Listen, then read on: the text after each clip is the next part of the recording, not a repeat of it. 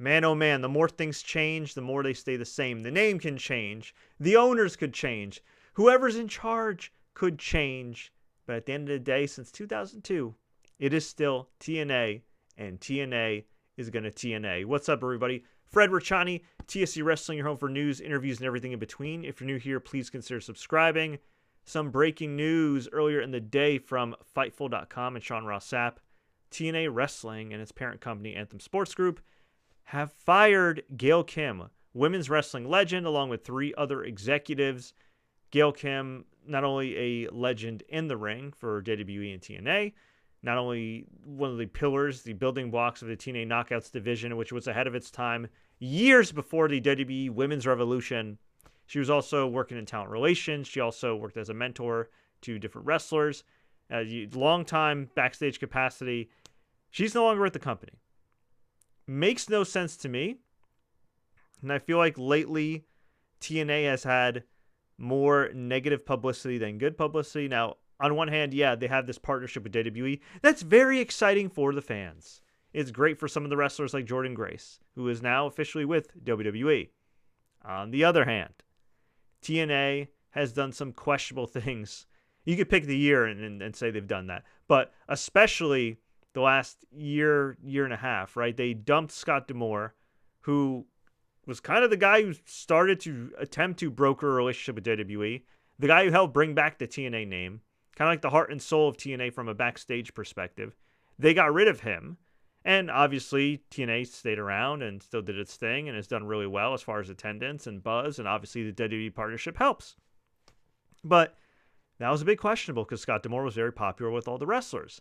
Granted, I had some issues with Scott D'Amore in a sense that he put over Tessa Blanchard after her alleged racism allegations. He still worked with Tommy Dreamer, who I'm not the biggest fan of. And, a few other weird personnel moves like retaining Moose, who has his own allegations and just is kind of insufferable online, although a great big match performer in the ring. Then you've had the recent times of Ryan Nemeth being on the show, and not only is he annoying, but he's also in a lawsuit with AEW that's not really a good look, and he just kind of, not that I'm caping for $1 billion company here, but he does not look good in the lawsuit. You can read more details online.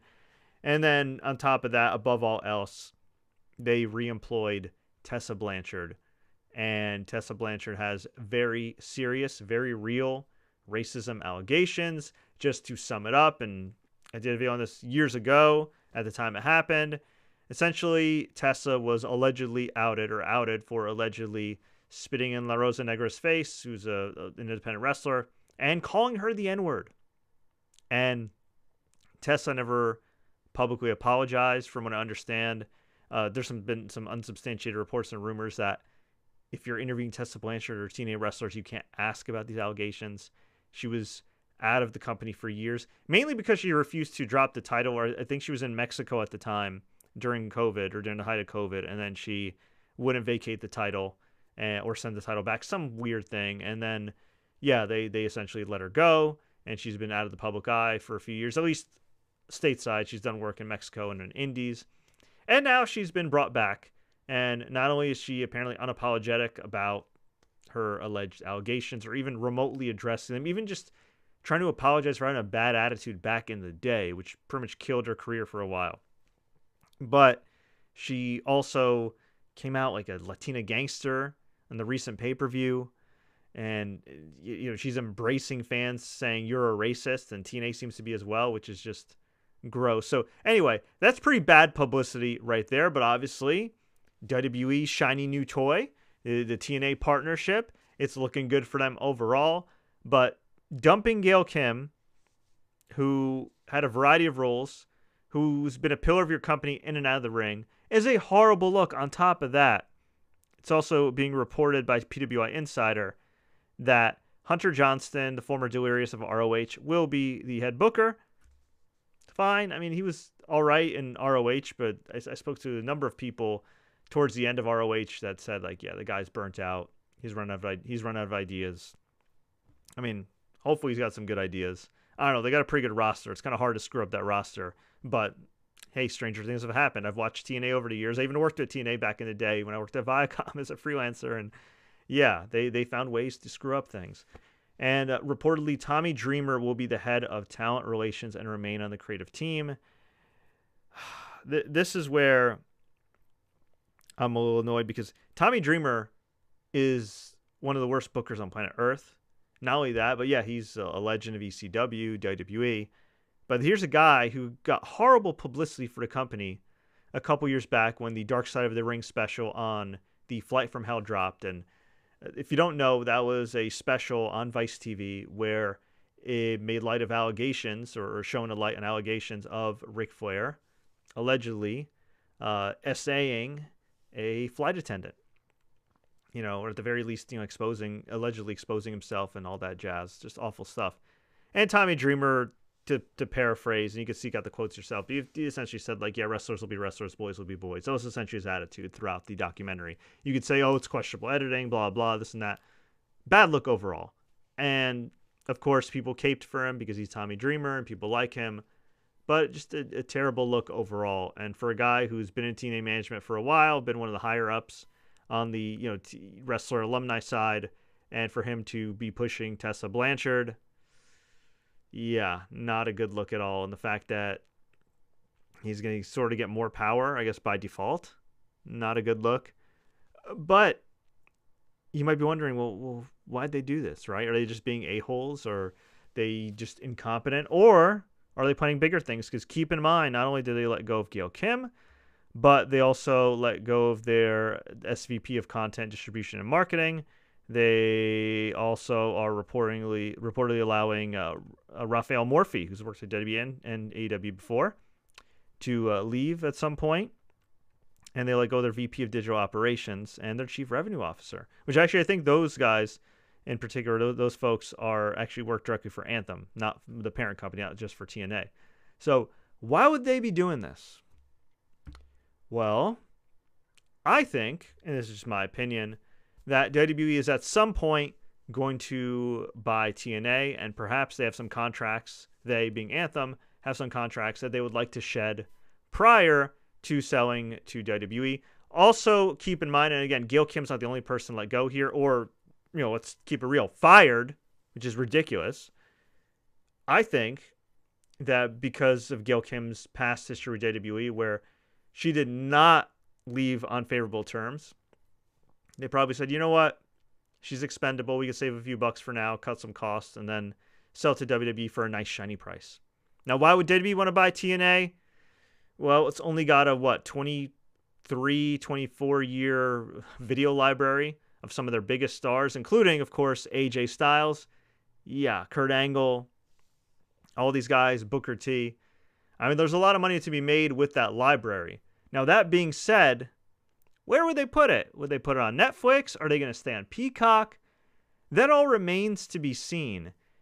And from what it seems like, outside of Endeavor, or now going to be WME and TKO, outside of UFC Fight Pass, which is like a dedicated service to MMA and UFC's library, it doesn't seem like WWE is going all in on archiving, right?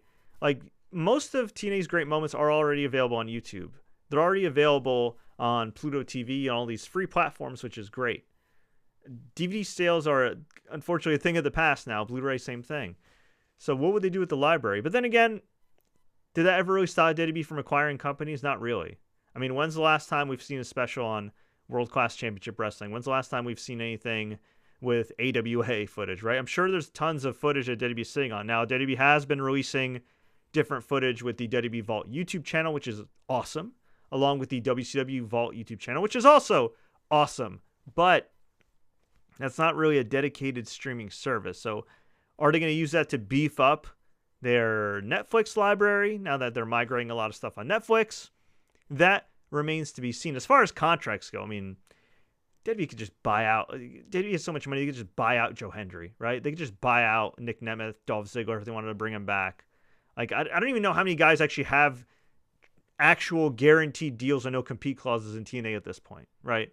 But they could easily afford, it's a drop in the bucket, not even, to acquire these contracts. But hey, WWE, in their nature, over the course of the, 40, 50 plus year history of the company, that's what they do. They acquire companies. They acquired the old Georgia Championship Wrestling time slot. They acquired WCW. They acquired ECW, AWA. I mean, the list goes on and on. You know, they have the rights to Evolve. So, yeah, I could see TNA being bought by WWE. And with the benefit of hindsight, not that I need any billionaire owning all these wrestling companies. I don't know. In some ways, maybe it would have been better if Tony Khan was able to work out a deal with TNA. I really liked that partnership back in the day. But, you know, such is life. Such is life. It is exciting for the fans either way, whether it's WWE, NXT, or AEW working with TNA.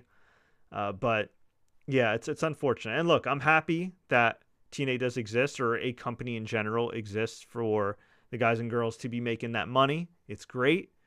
But yeah, I mean, over the course of the history of TNA, I mean, it would take me 3 hours, or probably 3 hours times 10, to go over all the blunders of TNA over the years since 2002. But yeah, not good. Not a good look at all. And Gail Kim definitely deserves to have a job somewhere in wrestling, a prominent position. Honestly, if I were AEW, I'd bring her in. If they brought in Madison Rayne in a backstage capacity, and look, God bless Madison Rayne. She's a good wrestler, but she's no Gail Kim. And most wrestlers aren't Gail Kim, male or female. I'm not hating on Madison Rayne. I'm just saying, if they're willing to bring in like Madison Rayne and some of these other wrestlers who are, you know, good veterans and everything, then they could bring an absolute legend and trailblazer like Gail Kim in. So I hope they do that. I hope she ends up in AEW working in a backstage capacity. Hey, who knows? Maybe bygones will be bygones and she'll go back to WWE. I have a lot of respect for her saying, you know what? Kiss my you know what? I'm leaving WWE. I recall her eliminating herself from a battle royal and quitting on the spot. And yeah, she went back to TNA. Obviously, it helps being married to Chef Robert Irvine, but you know, Gail Kim did it her own way. And again, she's one of my favorite interview guests, a true pioneer. And I wish her the best. And I hope her and everybody else that's been affected by these firings lands on their feet.